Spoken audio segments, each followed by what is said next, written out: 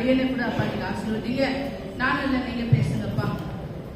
இயேசுவே, இலைகள் உலர்ந்து போகும், மலர்கள் உதிரி போகும், கர்த்தரோட வார்த்தை என்றென்றுக்கும் நிலைத்திருக்கும் என்று நாங்கள் வாசிக்கிறோம். இந்த வார்த்தையின் பிரகாரம் என் இருதயத்திலே உங்களோட வார்த்தை நிலைத்திருக்கட்டும். அது பிரகாரம் நாங்கள் வாழ விட்டுக் கொடுக்க தேவன் கிருபை செய்கிறார்கள். இயேசுவின் மூலமா கேட்கும் நல்ல பிதா, ஆமென். கர்த்தரோட பரிசுத்த நாமத்துக்கு ஸ்தோத்திரம். மீண்டும் ஒரு விஷயம் கூட உங்க மத்தியிலே கர்த்தரோட வார்த்தை பகிர்ந்து தரும்படி கர்த்தர் செய்தது மகா பெரிய கிருபைக்காக நான் கர்த்தருக்கு நன்றி செலுத்துகிறேன்.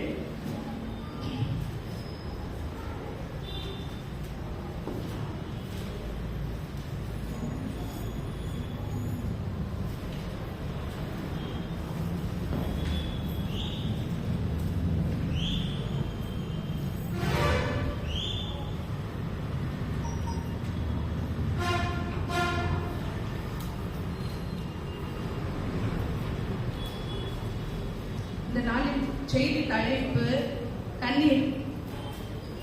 கண்ணீர் தான் இந்த நாளிலே கர்த்தர் அதை முன்வைத்து அதை பற்றி தான் ஆவியானவர் பேச விரும்புகிறார். எனவே கண்ணீர் எப்பெல்லாம் நமக்கு வருதுன்னா, நான் எப்பவுமே ஒரு செய்தி தொடக்கத்துல ஒரு கொஸ்டின்ல தான் நான் தொடங்குறேன். எப்போ ஒரு கண்ணீர் வரும் நமக்குன்னா, நம்ம துக்கமா இருக்கிறப்பதான் நமக்கு கண்ணீர் வரும். வேதனையில இருக்கிறப்ப கண்ணீர் வரும். வலி, அப்ப வேதனைன்னா வலினா என்ன? வேதனை சொல்ல முடியாதது, அது இருதயத்துல இருக்கும், அதுதான் வேதனை. வலினாக்கா ஏதோ நம்ம சரீரத்துல இருக்கிற வலி, ரொம்ப தாங்க முடியாத வலியை கூட நம்ம கண்ணீர் விடுவோம். பின்ன ஒரு தோல்வி இருந்தா கூட நமக்கு கண்ணீர் வரும். ஐயோ கொஞ்சத்துல எனக்கு மிஸ் ஆயிடுச்சே, கொஞ்சம் நான் கொஞ்சம் பிரயாசப்பட்டு எனக்கு வச்சிருக்கோம். ஸோ நம்ம தோல்வி கூட கண்ணீர்ல தான் முடியுது. ஏன்னாலும் நமக்கு அது வெக்கமா இருக்கும், வீட்டுல போய் தான் நம்ம அழுவோம். பின்ன இன்னும் ஒரு விஷயம், எப்போ நம்மளுக்கு கண்ணீர் வருதுன்னா ஆனந்த கண்ணீர் வரும். நம்ம பிள்ளைகள் எல்லாம் பட்டதாரி ஆகி விக்டரி ஸ்டாண்ட்ல போய் நின்று ஃபர்ஸ்ட் பிரைஸ் வாங்குறப்ப நமக்கு கண்ணீர் வரும். அது ஆனந்த கண்ணீர், மகிழ்ச்சி கண்ணீர். நம்ம பிள்ளைகள் பட்டதாரிகள் ஆகி அந்த ஆர்டினேஷன் நேரத்துல, அந்த கிராஜுவேஷன் நேரத்துல கூட பெற்றோர்கள் வந்து அவ்வளவு ஒரு சந்தோஷம், அவங்க அந்த ஆனந்த கண்ணீர் விடுவாங்க. நிறைய பேருக்கு வந்திருக்கு இல்லைங்களா? ஹல்லேலூயா. அப்ப அப்படியே கூட கண்ணீர் பலவிதமா இருக்கு. இப்ப கண்ணீர் விட்டார், அழுதார், இதுக்கு என்னங்க வித்தியாசம்? கண்ணீர் விட்டார்னா அது உள்ளத்துல இருந்து, அந்த வேதனையிலிருந்து வருது தான் கண்ணீர். அழுதாருன்னா சத்தமிட்டு அழுது. அப்ப அழுகை வந்து கொஞ்ச நேரத்துல வந்து போயிடும். ஆனா கண்ணீர் விட்டானா அது ஒரு துக்கம், அது நம்மளுக்கு எப்பவுமே நம்ம இருதயத்துல இருந்து கொண்டே இருக்கும். அப்பதான் அந்த கண்ணீர் விட்டாருக்கும் அழுகைக்கும் வித்தியாசம். சில பேரு சின்ன ஒரு சாக்கு வச்சா போதும், அநேக லேடிஸ்க்காக, சிஸ்டருக்காக தான் சொல்றேன், சின்ன ஒரு காரியம் இருந்தா கூட அழுதுருவாங்க. அவங்க எல்லாம் வந்து ஒரு பலவீனம் பாண்டது. சின்ன ஒரு விஷயம் தான் இருக்கும், ஒரு வீட்டுல ஒரு சத்தம் போட்டு பேசினவ கண்ணீர் விட்டுருவாங்க. ஏதாவது ஒரு இது சரியில்லை அது சரியில்லை ஏதாவது ஒரு அக்யூஸ் பண்ணாவே அவங்க என்ன பண்ணாங்க, கண்ணிலே இருக்கும் தண்ணி, அப்படியே பலன்னு வேணும். அதே மாதிரி நம்ம சில பேர் ரொம்ப ஸ்ட்ராங்கா இருப்பாங்க, என்னதான் ஆகுனாலும் பெரிய ஒரு போராட்டமே வந்தா கூட கண்ணீர் விட மாட்டாங்க, அவங்க அவ்வளவு ஸ்ட்ராங்கா திடமனமாக இருப்பாங்க. நம்ம பிரதர்ஸ் எல்லாம் அந்த மாதிரி தான் இருக்கிறாங்க. நான் அதிகமான பிரதர்ஸ் வந்து அழுகிறது நம்ம பார்ப்பதில்லை. அல்லேலூயா.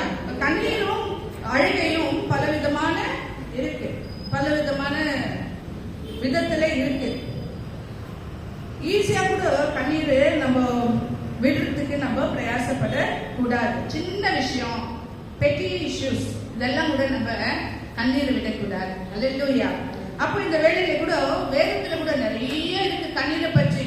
இன்னைக்கு எல்லாம் கூட நம்ம பிரசங்கித்தால் அது போதாது. வேதத்துல ஊழியக்காரங்க ஆகட்டும், சுவிசேஷக்காரங்கள் ஆகட்டும், வேதத்தில் இருக்கிற ஒவ்வொரு கேரக்டர்ஸ் கூட ஏதோ ஒரு சம்பவத்துல அவங்க கர்த்தரோட பாதத்திலே கண்ணீர் விட்டு இருக்கிறாங்க. இப்ப நம்ம அண்ணால் பார்க்கும்போ கூட அண்ணாளுக்கு பிள்ளை இல்லை, ஆனாலும் கர்த்தரோட சமூகத்திலே மன கசந்து அவள் விண்ணப்பித்தாள், கண்ணீர் விட்டு அவள் விண்ணப்பித்தாள். அவன் கணவர் என்ன சொல்றாரு, 10 குமாரனுக்கு நான் சமமா இருக்கிறேன், குழந்தை இல்லைன்னா பரவாயில்லன்னு சொல்றாரு. ஆனாலும் அது அவன் விடுறதில்லை, கர்த்தரோட பாதை மன கசந்து கண்ணீர் விட்டு அண்ணாலும் பார்க்கிறோம். இப்ப பேரு கூட பார்க்கலாம். புது ஏற்பாடு பேதுரு ஆண்டவரை 3 முறை மனம் மறுதலிச்சிட்டு பின் அவர் என்ன பண்ணாரா? கண்ணீர் விட்டார். அல்லேலூயா. பேதுரு மனம் கசந்து கண்ணீர் விட்டார். நெகேமியா ஊழியக்காரர் கூட நம்ம பார்க்கும் பொழுது அவரோட எருசலேம் அலங்காரம் அது சுட்டரிக்கப்பட்டது, வாசல்கள் சுட்டரிக்கப்பட்டது என்று பரலோக தேவனுக்கு முன்பாக கண்ணீர் விட்டார். அவர் அமர்ந்து கண்ணீர் விட்டார். அவர் மன்றாடினார், அவர் உபாசித்தார். இப்படி அப்படி அவரும் கண்ணீர் விட்டு இருக்கிறார்.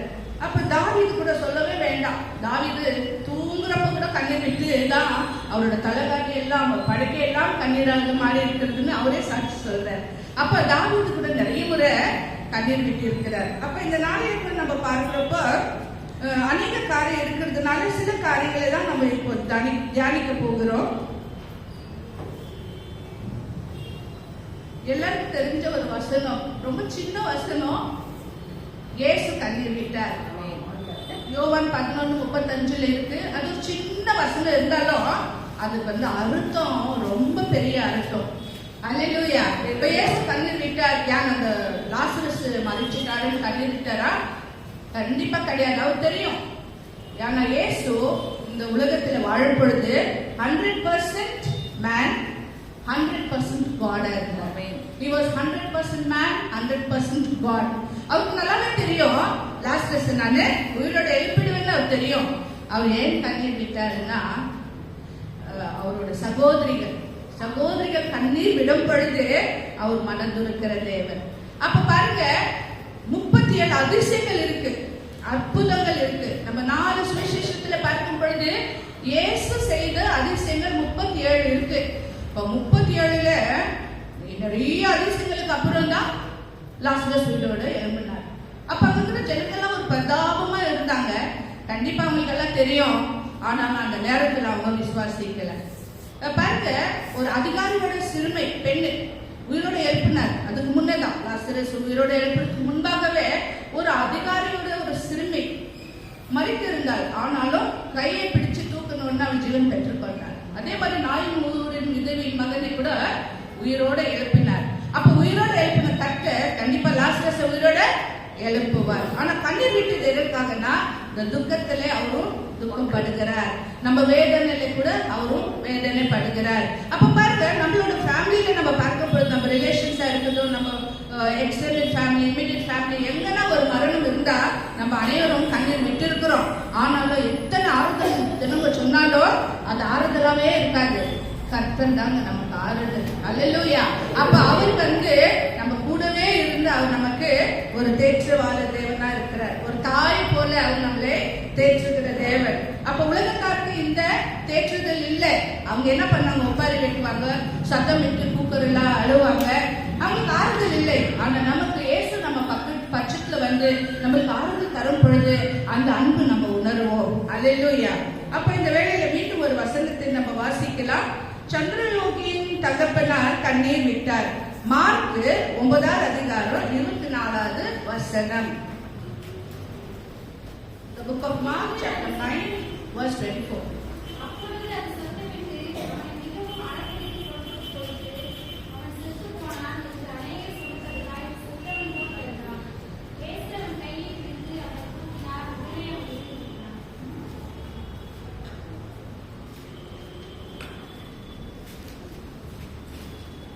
உடனே பிள்ளையின் தகப்பன், விசுவாசிக்கின்றேன் ஆண்டவரே, என் அவிசுவாசம் நீங்கும்படி உதவி செய்யும் என்று கண்ணீரோட சத்தமிட்டு சொன்னான். அல்லேலூயா.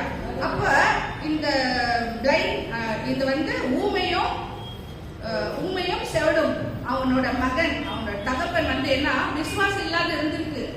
ஏன் விசுவாசம் இல்லாத இருக்குதுன்னா, இப்ப அதுக்கு முன்னாடி வசனம் பார்க்கும் பொழுது இயேசு கேட்கிறாரு, எவ்வளவு நாளா இது இப்படி இருக்கு. அப்ப அவ என்ன சொல்றா? அந்த தகப்ப சின்ன வயசுல இருந்த சின்ன பாலகனா இருக்கிறப்பவே என் பிள்ளைக்கு இந்த மாதிரி அப்பப்போ பிசாசு அழுக்கடிக்கும்.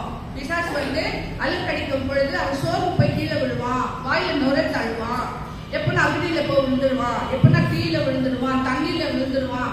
அப்படி சோர்ந்து போய் அந்த பிசாசு அப்படியே அழுக்கடிக்கும். அதுக்கப்புறம் நம்ம பார்க்கும்போது இயேசு கிறிஸ்து அது விரட்டிடுறாரு, அது போயிடுது. ஆனாலும் கூட பாருங்க, என்னன்னா அந்த தகப்பனுக்கு விசுவாசம் இல்லை. அப்போ கர்த்தர் கேட்கிறாரு, நீ என்ன விசுவாசிப்பாயா? அப்போ 23வது வசனத்துல இயேசு அவனை நோக்கி, நீ விசுவாசிக்க கூடுமானால் ஆகும், விசுவாசிக்கிறவனுக்கு எல்லாம் கூடும் என்றார். அல்லேலூயா. அப்போ இயேசு என்ன கேட்கிறாரு, நீ விசுவாசிக்கிறியா? அப்ப அந்த தகப்பனுக்கு விசுவாசம் இல்லாத இருந்ததுனால உடனே என்ன பண்ற, நான் விசுவாசிக்கிறேன் ஏசப்பா. அப்ப என்ன பண்றாரு, அப்பொழுது ஜனங்கள் கூட்டமாய் ஓடுகிறதை இயேசு கண்டு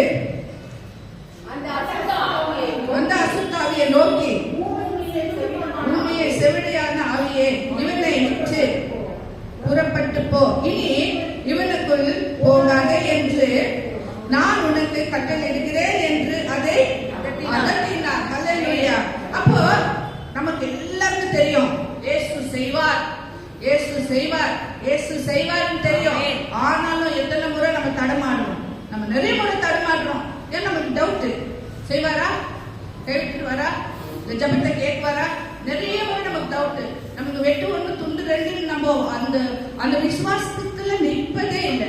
இப்ப இந்த நாளிலே கூட அந்த தகப்பன் எப்படி உடனேயே அவன் என்ன சொன்னா, என்கிட்ட இருந்து இது நீங்களாக்கு, என்னோட அவிசுவாசம் நீங்களாக்குன்னு ஆண்டவர்கிட்டே கேட்கிறான்.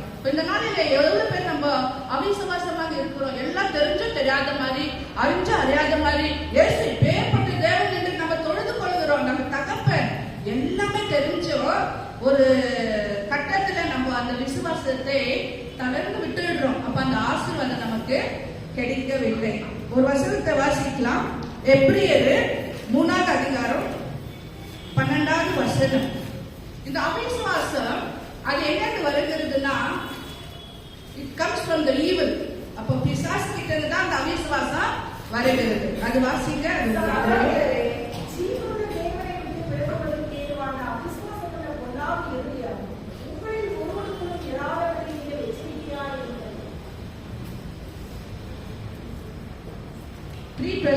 படிச்சீங்க. சகோதரரே, ஜீவனுள்ள தேவனுடைய தேவனை விலகுவதற்கு ஏதுவான அவிசுவாசம் உள்ள பொல்லாத இருதயம் உங்களில் ஒருவனுக்குள்ளும் இராதபடிக்கு நீங்கள் எச்சரிக்கையாய் இருங்கள். ஆமென். அப்போ அவிசுவாசம் இல்லாதபடிக்கு கர்த்தர் உங்களுக்கு எச்சரிக்கை கொடுக்கிறார். அப்ப எந்த ஒரு காரியம் இருந்தாலும் நமக்கு அவிசுவாசம் தேவையில்லை. அப்ப அந்த தகப்பன் எப்படி உடனே மனம் மாறினாரோ அப்படி நம்ம மனம் மாறி கர்த்தர் செய்வார். இப்ப நிறைய தோல்விங்க நம்ம விசுவாசம் இல்லாததுனால நம்ம பெற்றிருக்கோம். எவ்வளவு தோல்விங்க இருக்கு, எவ்வளவு ஒரு நம்ம சொல்ல ஒரு கான்ட்ராக்ட் கொஞ்சத்துல விட்டு போயிடுச்சு. ஏன்னா நம்ம சரியான நேரத்தில் அது ஜெபிச்சுட்டு ஆண்டவர் காலத்துல நம்ம தரதில்லை. இப்ப நமக்கு அந்த அவிசுவாசம், இது கிடைக்குமோ கிடைக்காதோ, எவ்வளவு கம்மியா கொடுப்போம்னா கிடைக்கிட்டோம் இல்லங்க. நம்ம கர்த்தர் செய்வார், நமக்காக அவர் வழக்காடுவார், நமக்காக அவர் செய்யற தேவனா தான் இருக்கிறார். நம்ம விசுவாசத்தோட கேட்கும் பொழுது அவர் தராருங்க. நம்ம விசுவாசத்தோட கேட்கணும். அப்ப அவர் கண்டிப்பா நமக்கு நிச்சயமா தருகிற தேவன். நம்ம நிறைய முறை அது மறந்துடுறோம். நம்ம பயம், சில டைம்ல பயம், எப்படி நம்ம கேட்கறது, ஐயோ நமக்கு அது அவ்வளோ பெரிய அதிகாரி கிட்ட நம்ம போய் எப்படி கேட்கறது, நம்ம போய் எப்படி கை காட்டி நிக்கிறது, அப்படி நமக்கு நிறைய குழப்பங்கள் நம்மளுக்குள்ள எழுப்பி கொண்டு இருக்கிறதுனால அந்த விசுவாசம் நம்ம விட்டுடுறோம். இங்க எப்படியே 3:12 என்ன இருக்கிறதுனா, கர்த்தர் என்ன சொல்றாரு, அவிசுவாசமா இருக்காதீங்கன்னு எச்சரிக்கை கொடுக்கிறார். இந்த வசனங்களை நீங்க வீட்டுல போய் தியானிங்க. கர்த்தர் அவிசுவாசமா இருக்க கூடாதுன்னு சொல்லிட்டு நமக்கு என்ன பண்றாரு, எச்சரிக்கை கொடுக்கிறார். மீண்டும் ஒரு வசனத்தை நம்ம பார்க்கலாம். கண்ணீரை பற்றி தான் நம்ம பார்த்து கொண்டு இருக்கிறோம். அவன் ஏன் கண்ணீர் விட்டான்னா, அந்த பிள்ளை இப்படி இருக்கு, என் பிள்ளை இவ்வளவு கஷ்டப்படுறாரு, அப்ப ஆண்டவர் என் பிள்ளைக்கு சுகம் கொடுப்பாருன்னு கண்ணீர் விட்டாரு. அப்போ அவனோட பிழை கர்த்தர் சுட்டி காமித்தார். அப்ப அவனோட அவிசுவாசத்தை சுட்டி காமிக்கும் பொழுது அவன் விசுவாசிக்கிறேன் என்று உடனடியாக ஒத்துக்கொண்ட பிறகு பிள்ளைக்கு சுகம் கிடைத்தது. ஹல்லேலூயா. அப்ப இந்த வேளையில கூட இன்னொரு வசனத்தை நம்ம பார்க்கலாம். 1 சாமுவேல் 30வது வசனம் 4வது அதிகாரம்.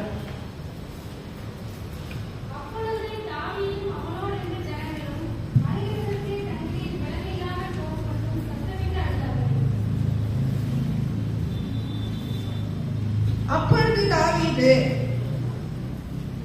அவனோடு இருந்த ஜனங்களும் அழுகிறது, தங்களில் பலன் இல்லாமல் போகும்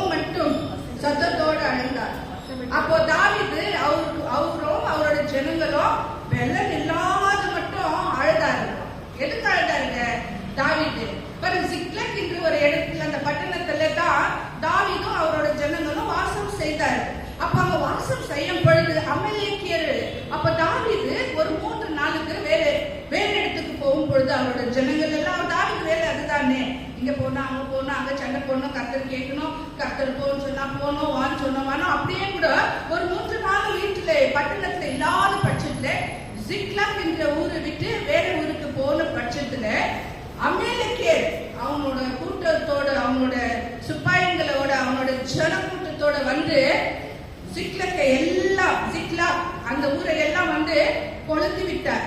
கொளுத்து விட்டு தாவீதோட மனைவிமார்கள், பின்ன அங்க 600 பேர் தாவீதோட கூட இருந்த அந்த நபர்களோட பெண்கள், குமாரர்கள் எல்லாம் சிறைப்பட்டு அமலேக்கர் கொண்டு போனாங்க. அப்ப அந்த நேரத்துல தாவீது வந்து பார்க்கும் பொழுது அந்த கில்கால் அந்த ஊர் வந்து சுட்டெரிக்கப்பட்டிருக்கு, தீ வச்சு கொளுத்திட்டு இதெல்லாம் கூட அவங்க என்ன பண்ணாங்க, சிறைப்பட்டு எடுத்துட்டு போனாங்க. அப்ப அந்த நேரத்துல தாவீது என்ன பண்றாரு, 6வது வசனத்துல நாங்க பார்க்கலாம்.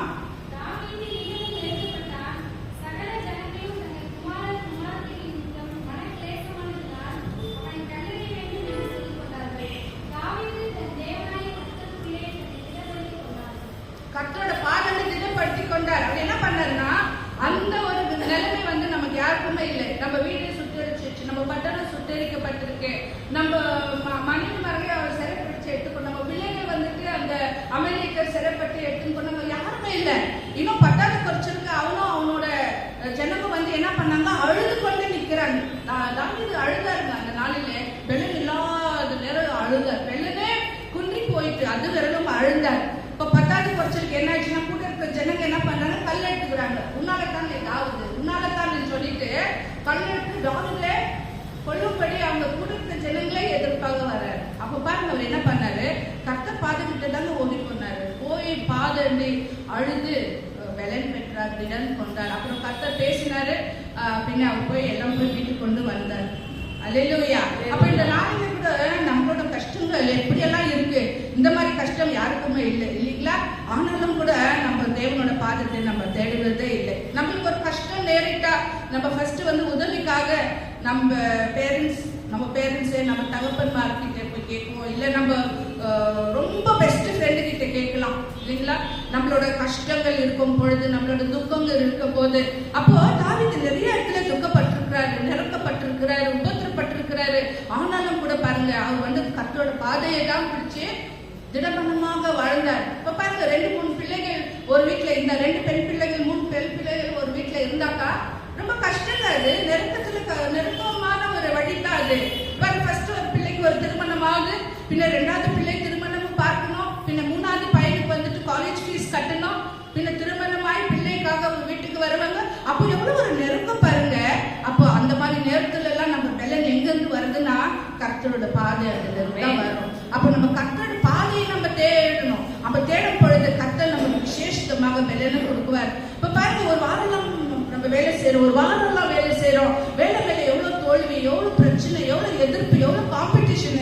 இந்த நாளில பணம் சம்பாதிக்கிறது எவ்வளவு ஒரு கஷ்டம். நம்மளை விட அதிகமாக சம்பாதிக்கிறாங்க. எப்படிலாம் சம்பாதிக்கலாம், தூய்மையான உத்தமமான வழியில சம்பாதிக்கிறதுக்கு அது எவ்வளவு கஷ்டமா இருக்கு. அப்ப இந்த நாளிலே நம்மள நெருக்கமான ஒரு இடத்துல நம்ம இருப்போம். நம்ம ஒரு ஆபீஸ்ல, ஒரு அலுவலகத்துல வேலை செய்யறப்ப கூட எப்படின்னா, பிறர் தான் வந்து அது நல்ல புக்ஸ்ல இருக்குவாங்க. நம்ம மேனேஜர் எல்லாம், நம்ம எல்லாம் ஆதி காலத்துல 10 வருஷம் 15 வருஷம் வேலை செய்வோம். என்னோட வாழ்க்கையில நடந்திருக்கு. 10 வருஷம் 15 வருஷம் நம்ம we will do all the digging work. நம்ம எல்லாம் வந்துட்டு டிக் பண்ணுவோம். நம்ம மண்ணெல்லாம் வந்துட்டு எடுத்து அதுல விதை போட்டு அது வளர வச்சு அதுல தண்ணி பாய்ச்சி அது மரமா மாறி அது கனி வரப்போ புதுசா வர ஆளு, புதுசா அப்பாயின்மெண்ட் பண்ண ஆளு அந்த கனியை சாப்பிட்டுட்டு போயினே இருப்பான். அந்த மாதிரி தாங்க வாழ்க்கை. இப்ப நிறைய இடத்துல அப்படிதான். உத்தமமா உண்மையா வேலை செய்யறவங்களுக்கு இந்த இடத்துல இடம் இல்லை, இந்த உலகத்துல இடம் இல்லை. யானாலும் கொள்ளைக்காரனும் ஏமாற்றக்காரனும் அப்படிதான் இருக்குதுங்க இந்த நாளில. எனவே நம்ம சோர்ந்து போக கூடாது. நமக்கு கர்த்தர் விசேஷமான ஒரு இடத்தை கர்த்தர் நமக்கு வைத்திருக்கிறார். அந்த இடத்துக்காகத்தான் நம்ம ஆயத்தமாகணும் தேவ ஜனங்களை. இந்த நாளிலே தாவீது எப்படி எல்லா பக்கமும் நிரப்பப்பட்டாலும் கர்த்தரோட பாதத்தை தான் அவரு திடம் பண்ணி கொண்டார். அப்படியே கூட நம்ம திடம் பண்ணிக்கொள்ள வேண்டும். இன்னொரு காரியத்தை பார்க்கலாம். அப்போஸ்தலர் பவுலோட கண்ணீர். எடுத்துங்க வாசிங்க. அப்போஸ்தலர் என்ற புத்தகம் 20வது அதிகாரம் 19வது வசனம்.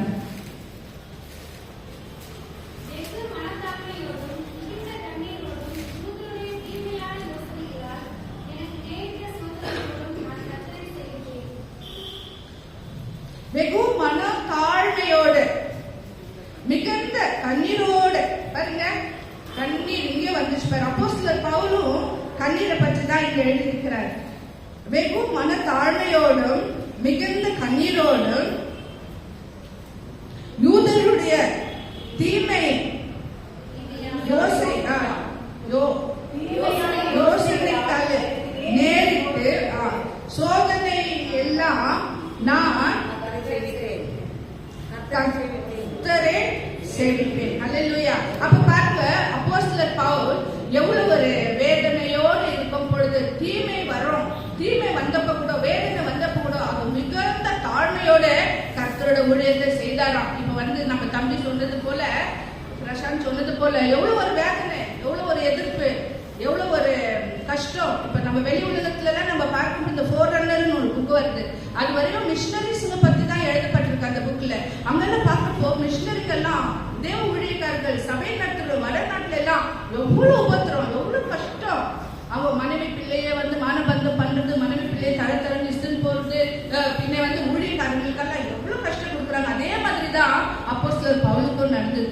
அங்கங்க ரைட்ஸ், அங்கங்க கும்பு சேர்ந்துக்குன்னு அப்போஸ்தலர் பவுலை எப்படின்னா கொண்டு போட வேண்டும் அப்படியெல்லாம் கூட திட்டம் தீட்டினாங்க. ஆனாலும் அவர் எப்படி மிகுந்து தாழ்மையோட கண்ணீர் விட்டு கர்த்தரோட சேவை செய்தாராம். அப்போ பாஸ்டமா இந்த நாள் சொன்னார், எல்லாரும் கர்த்தரோட ஊழியம் செய்யணும். அப்போ நமக்கு உபத்திரம் வரும், வேதனை வரும், வலி வரும். ஆனாலும் கர்த்தரோட சேவையை நம்ம தாழ்மையோட கண்ணீரோட அவரோட பாதங்கள் கண்ணீர் விட்டா நமக்கு புது பெலன் கர்த்தர் கொடுக்கிறார். அல்லேலூயா.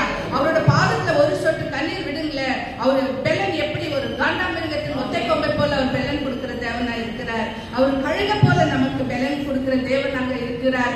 அல்லேலூயா. அப்ப இந்த நாளில கூட அப்போஸ்தலர் பவுலுக்கு தரன்னு தேவாலயத்திலிருந்து தரன்னு வெளியிட்டு வருவாங்களாம். அப்போ எத்தனையோ ஒரு சிறைச்சாலையிலிருந்து சிறைச்சாலை, சிறைச்சாலையிலிருந்து சிறைச்சாலை, எத்தனை சிறைச்சாலைக்கு அவர் அனுப்பப்படுறாரு இல்லைங்களா? ஆனாலும் கூட பாருங்க, அந்த பவுலும் சீலா கூட அந்த சிறைச்சாலை கதவுங்களே துணினால உடைத்து போட்டார். அப்பேற்பட்ட ஒரு வைராக்கியமான ஒரு அப்போஸ்தலர் பவுல். ஆனாலும் கூட மிகுந்த தாழ்மையோட கண்ணீரோட கர்த்தரோட பாதையில இருக்கும் பொழுது நம்ம பெரிய காரியங்கள் நம்ம சாதிக்க முடியும். அப்போ இந்த நாளில கூட எல்லா பக்கம் நான் நிரக்கப்பட்டேன்னு தான் அவர் சொல்றாரு. அப்போஸ்தலர் பவுலை விட யாருமே நம்ம வேதத்துல அவ்வளவு நிரக்கப்படவே இல்லை. அப்படி அடிச்சாங்க, ராட்ஸ்ல அடிச்சாங்க, இழுத்தாங்க. அவரு கப்பல்ல கூட ஒரு நாளெல்லாம் ஒரு ராத்திரி எல்லாம் அந்த தண்ணீர்லயும் அந்த இருளிலையும் தண்ணீரிலே இருந்திருக்கிற கப்பல்ல மால்டால அது சீஸ் ஆயிருக்கிற பொழுது. இப்படி உபத்திரம் இருக்க கூட அவர் என்ன பண்ணாரா, கர்த்தரோட வேலை விடவே இல்லை. இப்ப நமக்கு என்ன உபத்திரம் இருக்கு, நமக்கு என்ன கஷ்டம் இருக்கு, அவரோட வேலை செய்ய, அவரோட பணி செய்ய நமக்கு எது தடையா நிற்குது? அப்ப இப்பேற்பட்ட தடையெல்லாம் இருக்கும் பொழுது கூட அப்போஸ்தலர் பவுல் நமக்கு ஒரு முன்மாதிரியா இருக்கிறார். அப்ப நம்மளோட வாழ்க்கை எப்படி இருக்கு, எதை நோக்கி கொண்டு போய் கொண்டிருக்கு? அப்ப கர்த்தர் அவர் கொடுத்த அசைன்மெண்ட் நான் போன முறை சொல்லியிருக்கிறேன். நிறைய இந்த சுவிசேஷம் சொல்ல வேண்டும், நிறைய கர்த்தரோட ஊழியர் செய்ய வேண்டும் என்று நிறைய காரியங்களே நான் சொல்லி இருக்கிறேன். ஆனாலும் கூட நம்ம எதுக்காக நம்ம வாழறோம்? கர்த்தர் கொடுத்திருக்காது ஒரே ஒரு அசைன்மெண்ட் தான் நமக்கு. நம்ம அவரோட நாமத்தை பிறருக்கு நம்ம சொல்ல வேண்டும் தேவ ஜனங்களே. அப்போ இந்த நாளிலே அப்போ நமக்கு கஷ்டமா இருந்தா, நம்மளுக்கு வேதனை இருந்தா, இந்த தடை வந்தா, நம்ம செய்ய முடியாது, ஊழியம் செய்ய முடியாத ஏதாவது ஒரு தடை அது அப்படி நிலம் பொழுது நம்ம மிகவும் தாழ்மையோட கண்ணீரோட கர்த்தரிடத்தில் நம்ம போகும் பொழுது கர்த்தர் நம்மளுக்கு அருளை செய்வார், வழிவாசல்களை திறப்பார். அவர் அப்படியே கூட உங்க ஊழியத்துல எடுத்து பயன்படுத்துவார் தேவ ஜனங்களை. ஹல்லேலூயா. மீண்டும் ஒரு வசனத்தை நம்ம வாசிப்போம். ஈசாயின் கண்ணீர் எப்படி 12வது அதிகாரம் 17வது வசனம்.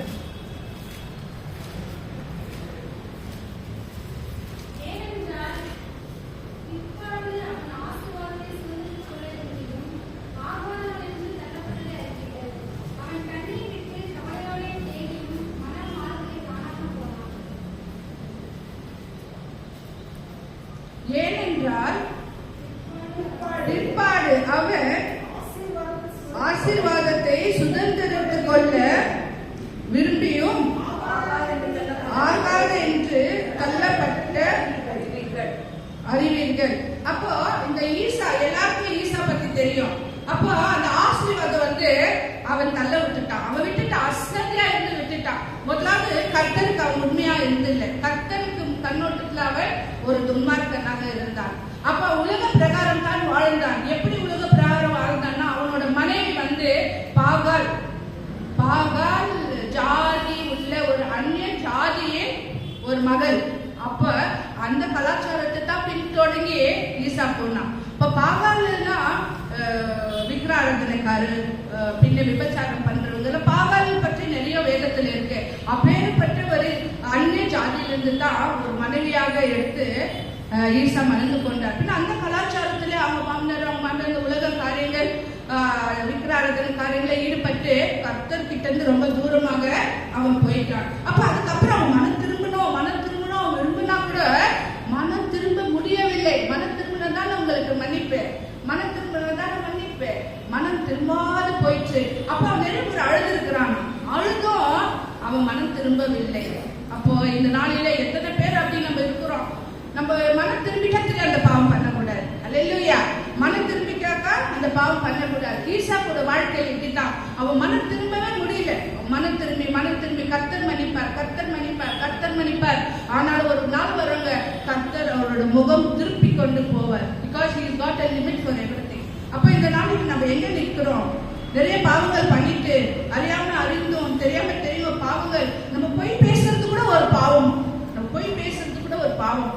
சரளமாக நம்ம போய் பேசிக்கொண்டு இருக்கிறோம். அது உணராம போய் பேசிக்கொண்டு இருக்கிறோம். அப்போ யோவான்ல என்ன இருக்கு? பொய்க்கு பிதா அனர்த்தம் பிசாசு. அல்லேலூயா.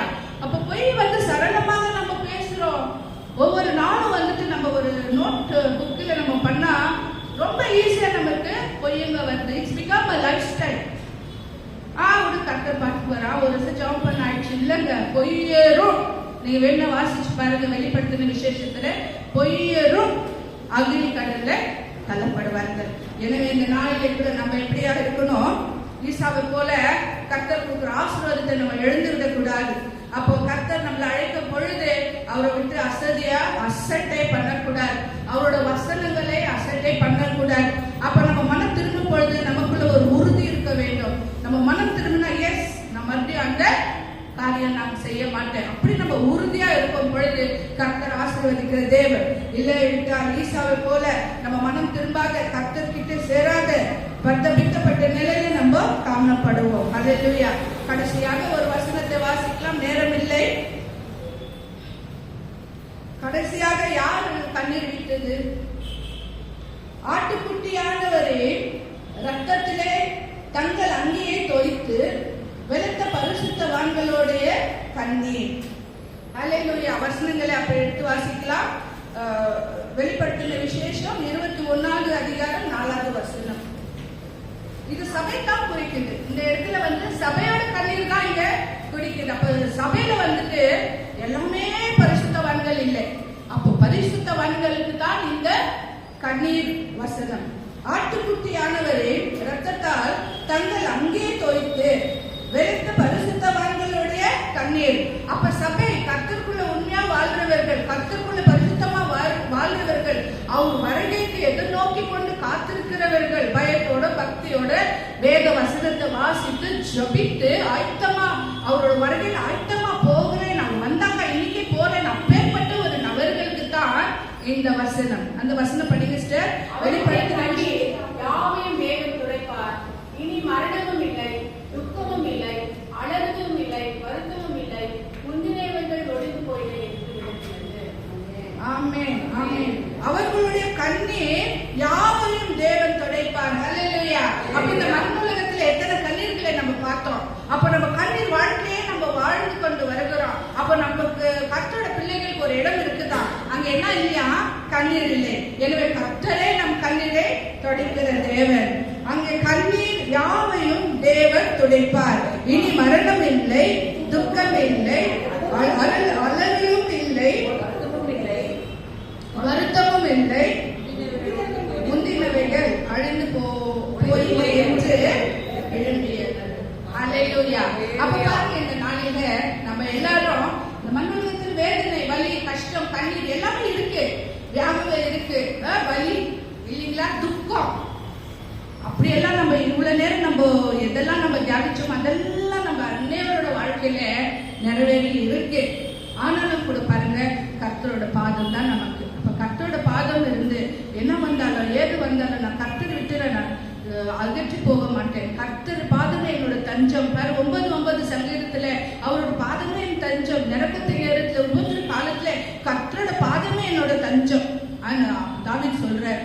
பாருங்க, அப்ப கர்த்தரோட பாதத்தை பிடிச்சு கொண்டு நம்ம ஒரே ஒரு சொட்டு கண்ணீர் விடும் பொழுது நம்ம பாவம் எல்லாம் மன்னிக்கப்படுதுங்க. நம்ம மறுரூபம் ஆகிறதுக்கு நம்ம கண்ணீர் தான் ஒரு வழியாக இருக்கு. அப்போ கர்த்தர் வருகையில நம்ம மறுரூபம் ஆக்கும் பொழுது நம்ம கர்த்தரோட இணைக்குவோம். அவர் மத்திய ஆகாசத்துல வரும் பொழுது அவர் தூதர்களை கொண்டு நம்ம முதிர்ச்சிங்க, இவங்களெல்லாம் முதிர்ச்சிருக்கிற, இவங்களெல்லாம் முதிர்ச்சிருக்க, இவர் தான் என் பிள்ளை, இவள் தான் என் பிள்ளைன்னு அவர் முதிரை போடுவார். எப்போ அவருக்குள்ள வாழும் பொழுது தான். அப்ப அவருக்குள்ள வாழும் பொழுது கர்த்தர் வருகையிலே நம்ம எடுத்துக்கொள்ளப்படுவோம். அப்போ இந்தியா கூட இருக்கு, இங்க ஜெயம் கொள்ளுகிறவர்கள் எவனோ பாக்கியவான்கள். அப்போ இந்த உலக காரியத்துல நம்ம ஜெயம் கொள்ளுகிறவர்களா இருக்கோம். ஜெயம் கொள்ளுகிறவனுக்கு மத்திய பரதேசிலே ஜீவ விருட்சத்தின் கனியை புசிக்க நான் தருவேன்.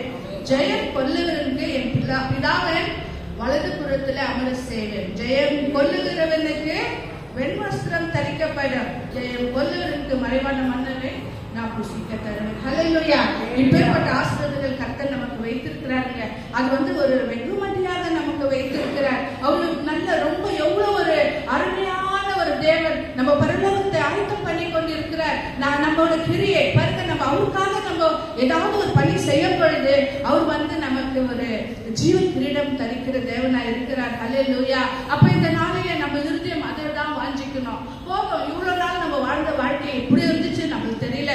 இப்போ கிருபையின் வாசல் அடிக்கப்பட போற இந்த கடைசி மணி நேரம், இந்த உலகத்தின் கடைசி சுற்றுல நின்று கொண்டு இருக்கிறோம். 24வது மத்தேயுல சொன்னது பிரகாரம் எல்லாமே நடந்து ஆயிடுச்சு. இனி எப்போ நான் கர்த்தர் வரலாம், இந்த நாளில நம்ம ஒப்பு கொடுப்போமா? நம்மளோட அவிசுவாசம் விசுவாசமாக மாறட்டும். இந்த வேளையில கூட நம்ம கர்த்தரோட வார்த்தைகள் அசதியா எண்ணாதபடிக்கு நம்ம கர்த்தரோட வார்த்தையை நம்ம அது நல்ல முறையில நம்ம ஏற்றுக்கொண்டு அது பிரகாரம் நம்ம கீழ்படிந்து நம்ம நடப்போம். அப்ப அப்படியே கூட கர்த்தர் நம்மளோட துக்கங்களுக்கு எல்லாம் நம்மோடு கூட அவர் கண்ணீர் விடுற தேவன். அவர் எங்கேயோ தூரமா அமெரிக்காவோ இல்ல சான் பிரான்சிஸ்கோவோ போல நாம பட்சத்துல தான் இருக்கிறார். அப்ப நம்மளோட துக்கங்கள் நம்மளோட வேதனை எல்லாம் அவர் அறிந்திருக்கிற கர்த்தர். இப்பேற்பட்ட தேவன் நம்ம பட்சத்தில் இருக்கும் பொழுது பாருங்க, நம்ம அவிசுவாசமாக வளர்ந்தபடிக்கு எப்பவுமே நம்ம என்ன பண்ணோம், கர்த்தரோட பாதையை நம்ம திறம்படுத்திக் கொள்ள வேண்டும். அப்ப அப்போஸ்தலர் பவுல் போல கூட எப்படி இருந்தாலும் மிகவும் தாழ்மையோடு அவர் என்ன பண்ணாரு, கண்ணீர் விட்டார். அப்ப நமக்கு கொடுத்திருக்கிற வேலைகள், நமக்கு கொடுத்திருக்கிற ஊழியர்கள், நம்மளுக்கு வாய்ப்பு இல்லைன்னா நம்ம வாய்ப்பு பண்ணிக்கிட்டோங்க. ஏன்னா கர்த்தரோட அசைன்மெண்ட் அவர் அப்படி சொல்ல, எழுந்து பிறப்படுங்க, சீஷர்கள் ஆக்குங்க, பிதா குமாரன் பரிசுத்த நாமத்திலே ஞானஸ்நானம் கொடுங்கள், அப்பொழுது உலக முடிவு பரிந்தும் சதாகாலம் நம்மோடு கூட இருப்பேன். இப்பேற்பட்ட ஜீவனுள்ள வசனங்கள் எல்லாம் கர்த்தர் நம்ம கொடுத்திருக்கிற பொழுது நம்ம அசதியாக இருக்க வேண்டாம். தேவ ஜனங்களே, இந்த நாளிலே கூட கர்த்தர் நமக்காக யுத்தம் செய்கிறவர். அவர் நமக்காக ஒரு சிறந்த யுத்தம் செய்கிற ஒரு தேவனாக இருக்கிறார். நம்ம எந்த நிலையில இந்த நாளில இருக்கிறோமோ கர்த்தர் இந்த நாளிலே நம்ம ஒவ்வொரு இருதயத்தை பார்த்து கொண்டு இருக்கிறார். இந்த நம்ம எழுந்து நின்று நம்ம ஜபிக்கலாம். தகப்பனே, உமக்கு ஸ்தோத்திரம் அப்பா. இந்த காலை வேளையிலே அப்பா, இந்த கண்ணீர் பற்றி ஆண்டவரே, அப்பா நீ பேசின வார்த்தை ஆண்டவரே, எங்களோட கூட நீரும் கண்ணீர் செலுத்துற தேவனா இருக்கிறீர். நீர் எங்க பட்சத்துல இருக்கிற கர்த்தர் அப்பா. உமை நாங்கள் ஸ்தோத்திரிக்கிறோம் ஆண்டவரே. அப்பா என் தேவன், நாங்கள் உணர்வில்லாத உயிர் இல்லாத ஒரு வேலை இருந்திருப்பினும், ஆனால் இந்த நாளில் நீர் எங்களோட பேசினி. இந்த உலகம் உபத்திரமான உலகம் ஆண்டவரே, தைரியம் அந்த உலகத்தோடு நாங்கள் ஒத்து போகிறோம் ஆண்டவரே. அப்பா பின்னாடி பார்த்த பயம், மேலதிகாரி பார்த்த பயம் ஆண்டவரே, எங்க சுத்தி வற்றி இருக்கிற ஜனங்களை பார்த்து ஆண்டவரே, அவங்க ஏதாவது நினைச்சுப்பாங்களா, அவங்க நம்ம ஒரு அவமானம் ஒரு கேவலம் நினைச்சிடுவாங்களா என்று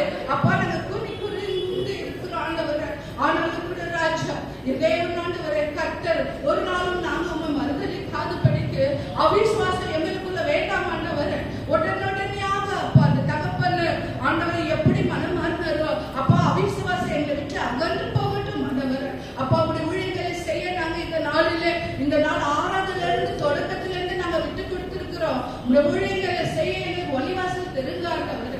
ஏசப்பா, நாங்க உமக்காக ஏதாவது ஒன்று செய்ய வேண்டும் ஆண்டவரே.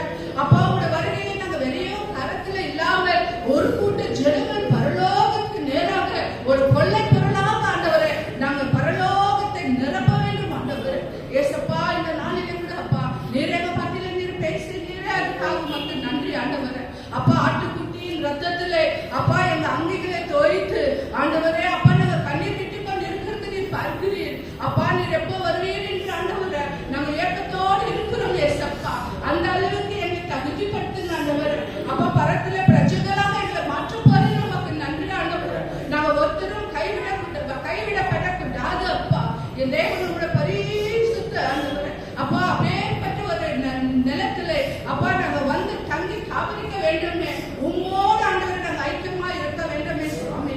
அப்பா, இந்த நாளிலே நீர் வைத்திருக்கிற வெகுமதிகளே பங்கும் பாத்திரமாக நாங்க வரணுமே. ஒரு நாளும் ஆண்டவரே இந்த ஆன்டி கிரைஸ்ட் கிட்டையும் இந்த துன்மார்க்கர்கள் கிட்டையும் அப்பா நாங்க கைவிடப்படக்கூடாது அப்பா. என் தேவன் இந்த நாளிலே இந்த ராஜா ஏசப்பா கண்ணீரோடு கூட பாதண்டு வருகிறோம் அப்பா. எங்களை மன்னிங்க அப்பா. எங்களை ஆயத்த பண்ணுங்க அப்பா. ஒரு வயசு கூட அப்பா. என் தேவன் இந்த நாளிலே சபையார் அனைவரும் நாங்க ஒப்பு கொடுக்கிறோம். எங்களுக்குள்ள இருக்கிற அவிசுவாசம் எடுத்து போடுங்க அப்பா. நாங்க கண்ணீரோடு மட்டும் கேட்கிறோம் ஏசப்பா. என் தேவன் எங்களுக்குள்ள இருக்கிற ஆண்டவரே அப்பா மன்னிக்காதவர் ஆண்டவர் தன்மை எடுத்து போடுங்க. பிறரை நாங்க மன்னிக்க வேண்டும் ஆண்டவர். அப்பா, இந்த நாளிலே பிடிவாத குணங்கள் எங்களுக்குள்ள எடுத்து போடுங்க ஆண்டவர்.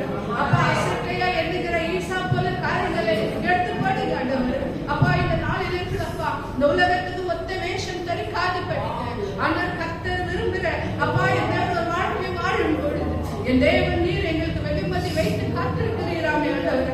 அந்த நாளுக்காக எங்க இருதயங்கள் வாஞ்சிக்கிட்டோம். எங்க வாழ்க்கையை விட்டு கொடுக்கிற ஏசப்பா உண்மையே நாங்க ஸ்தோத்திரிக்கிறோம். நீங்க ஜெபத்தை கேட்டீரதுக்காக நன்றி அப்பா.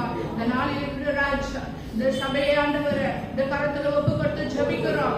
சபையில இருக்கிற எல்லா காரியங்களையும் நீங்க பொறுப்படுத்திக் கொள்ளுங்க ஆண்டவரே.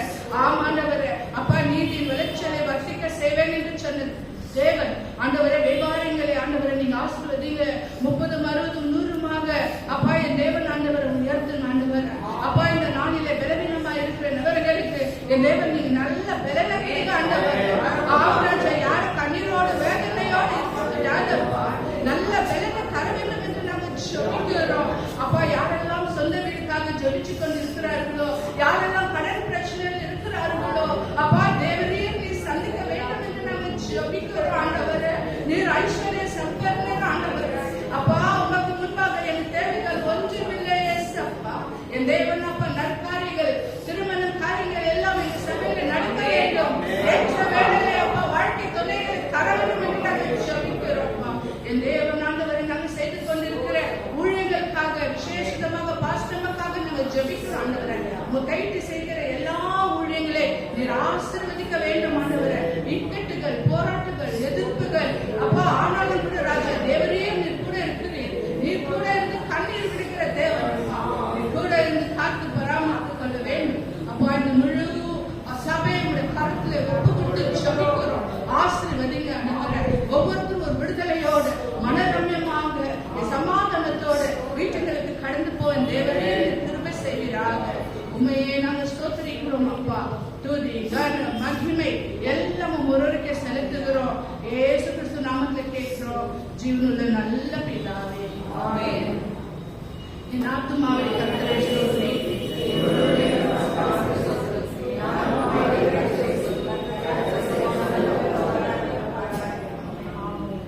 கர்த்தராகிய இயேசு கிறிஸ்துவின் கிருபையும் பிதாவாகிய தேவனோட அன்பும் பரிசுத்த ஆவியின் ஐக்கியமும் நம் அனைவரோடு எப்பொழுதும் இருப்பதாக.